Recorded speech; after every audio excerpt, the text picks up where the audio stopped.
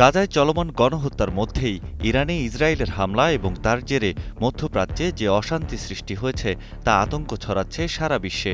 ক্ষেপণাস্ত্র হামলা চালিয়ে ইরানের শীর্ষ কর্মকর্তাদের হত্যা এবং তার জবাবে ইসরায়েলে ইরানের প্রত্যাঘাত যে নতুন সংঘাতের সূচনা করেছে তা স্পষ্টতই নতুন এক যুদ্ধ। দিন যত গড়াচ্ছে ততই বাড়ছে শঙ্কা, এ যুদ্ধে শক্তিমত্তায় কে এগিয়ে, ইরান নাকি ইসরায়েল? চলুন দেখে নেওয়া যাক। গ্লোবাল ফায়ার পাওয়ারের পরিসংখ্যান অনুযায়ী ইরান সামরিক সক্ষমতার দিক থেকে ইসরায়েলের তুলনায় ৩ ধাপ এগিয়ে। সামরিক সক্ষমতার শীর্ষ দেশগুলোর মধ্যে র্যাঙ্কিংয়ে ইরানের অবস্থান ১৪তম আর ইসরায়েলের অবস্থান ১৭তম। প্রতিরক্ষা খাতে বছরে ইরানের তুলনায় ইসরায়েলের ব্যয় দ্বিগুণেরও বেশি। ইসরায়েলের প্রতিরক্ষা বাজেট হল $২,৪৪০ কোটি, অন্যদিকে ইরানের বাজেট $৯৯৫ কোটি। এই র্যাঙ্কিংয়ের ১৪৫ দেশের মধ্যে ইরান ৩৩তম অবস্থানে আর ইসরায়েল ১৯তম অবস্থানে। গ্লোবাল ফায়ার পাওয়ার জানাচ্ছে, সৈন্য সংখ্যার হিসেবে ইসরায়েলের চেয়ে এগিয়ে আছে ইরান। ইরানের নিয়মিত সেনা আছে ১১,৮০,০০০, যেখানে ইসরায়েলের সৈন্য ৬,৭০,০০০। এর মধ্যে ইরানের রিজার্ভ সৈন্য সংখ্যা ৩.৫ লাখ আর ইসরায়েলের রিজার্ভ সেনা আছে ৪,৬৫,০০০।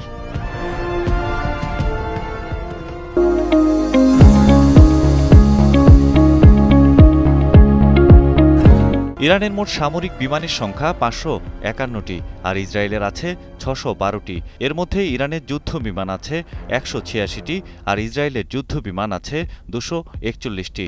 ইরানের অ্যাটাকিং বিমান সংখ্যা ২৩টি, যেখানে ইসরায়েলের ৩৯টি।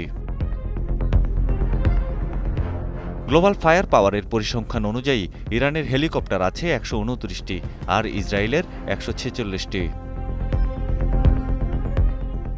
ট্যাঙ্ক ও সাঁজোয়া যানের দিক থেকে ইসরায়েলের চাইতে এগিয়ে আছে ইরান। ইসরায়েলের ট্যাঙ্ক আছে ১৩৭০টি আর ইরানের ১৯৯৬টি। সাঁজোয়া যান আছে ইরানের ৬৫,৭৬৫টি আর ইসরায়েলের আছে ৪৩,৪০৩টি।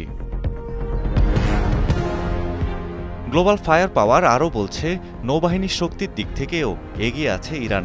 দেশটির ১০১টি যুদ্ধজাহাজ রয়েছে, যেখানে ৬০টি ফ্রিগেট এবং ২১টি টহল জাহাজ আর ইসরায়েলের যুদ্ধজাহাজ রয়েছে ৬৭টি।